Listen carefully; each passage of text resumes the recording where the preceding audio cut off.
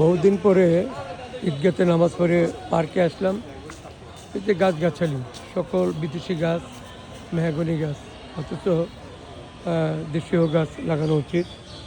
এই যে মাঠগুলি, পৃথিবীর বিভিন্ন পার্কে মাটি থাকে সবুজ, মাটি থাকে সবুজ, কিন্তু আমাদের সব কিছু এখানে বালি দূষিত।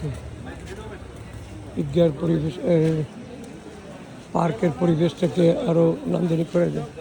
একটি ফলের গাছও নেই, একটি ফলের গাছও নেই, এবং পাখি পাখপাখালি আসার জন্য কোনো জায়গাও নেই। অথচ বিভিন্ন পার্কে গাছের বিন্যাস এমনভাবে করা হয় যাতে পাখপাখালি আসতে পারে, কোনো পাখির শব্দ নেই। সেই পুরাতন দিনের দু একটি গাছ আছে, কড়ই গাছ, আম গাছ, কিন্তু পরবর্তীতে সকল গাছ মেহগনি গাছ। সকল মেহগনি গাছ থাকবে কেন? এটা তো কাঠের বাগান না, পার্ক কখনো কাঠের বাগান না। তো এই বাগানে এই যে মাটি, এখানে থাকবে ঘাসে ঢাকা, পার্ক থাকবে ঘাসে ঢাকা, কিন্তু এখানে পার্ক আছে সব মাটি। এখানে গাছের গোড়ালিতে পাথর, রঙিন পাথর থাকতে পারতো, সেটিরও কোনো ব্যবস্থা নেই। এই হলো আমাদের পার্ক। এখানে এসেছিলাম অনেক আগে, এখন আর সাহিত্যের আড্ডা হয় কিনা জানি না। এখানে আমরা সাহিত্যের আড্ডা করতাম, তাও স্বৈরাচারী সরকারের ভয়ে, পুলিশের ভয়ে আমরা এখানে এসে বসতাম।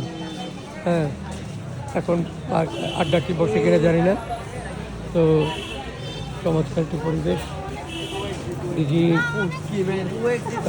পরিবেশটি সুন্দর।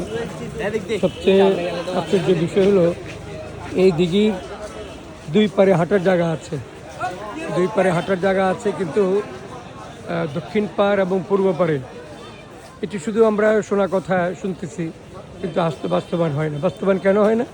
নেতৃত্বের অভাব, প্রশাসনের সিদ্ধান্তের অভাব, এবং জনগণের, সর্বোপরি জনগণের সদিচ্ছার অভাব। জনগণ যদি চাইলে দক্ষিণ পাড় এবং পূর্ব পার্ককে ঘিরে যদি হাঁটার ব্যবস্থা করা যেত, তাইলে পার্ক একটি চমৎকার অবয়ব। ধর্মসাগর একটি পুরাতন প্রাচীন দিঘি, এই দিঘিকে কেন্দ্র করে এখানে পরিবেশ নেই, হাজার হাজার মানুষ হাঁটতেছে। হ্যাঁ, কিন্তু পরিবেশটার অভাব। একটি ফুলের গাছ নেই, কোথাও একটি ফুলের গাছ নেই, কোথাও দেখেন কোথাও একটি ফুলের গাছ নেই। কি আশ্চর্য! ফুলে যদি না থাকবে, ফুলের কোয়ারে যদি না থাকবে, তাইলে পার্ক কীভাবে হয়? একটি কোথাও ফুলের গাছ নেই, কি আফসোস।